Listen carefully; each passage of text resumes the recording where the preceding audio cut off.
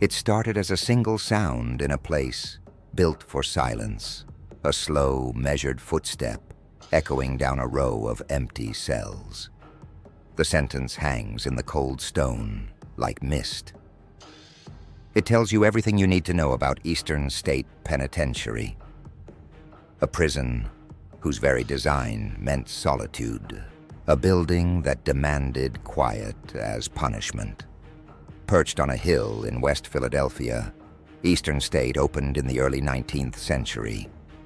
Its architects wanted reform, not just restraint. Men were meant to confront themselves. Each cell was a small vault, each exercise yard an isolated square of sky. For more than a century, it housed petty thieves, violent men, and famously, Al Capone, all kept apart, kept thinking, kept silent. When the prison closed in 1971, it left behind long corridors, rusted gates, and a peculiar kind of stillness that did not simply fade with the lights. The first reports were simple. A docent locking up at night, hearing a dragging chain where no chains lay. Tourists feeling breath on their necks in rooms with no draft.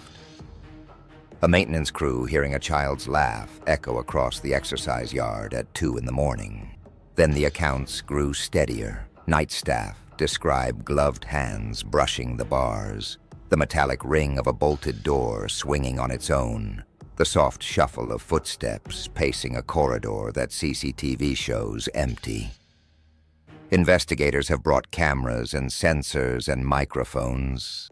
They captured abrupt drops in temperature, subtle electromagnetic spikes, and on more than one recording, a voice answering when no one spoke. Visitors leave pale.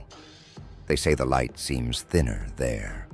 They say the stone keeps the sound of a life long gone. We walk those corridors with our other senses. The smell is iron and dust. The light is serrated through barred windows. Footsteps reverberate like a heartbeat. In some cells, the plaster is scraped bare in patterns that suggest pacing. In others, a voice on an EVP murmurs a name that no one in the room recognizes.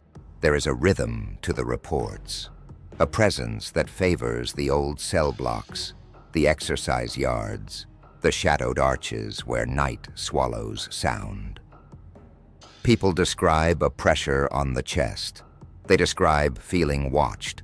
They describe the sudden, inexplicable nausea of being too close to someone else's history. There are ways to explain what goes on here. The stones are old and porous. Air moves through the building in strange ways. Cold pockets form. Drafts hit sensors and make lights stutter.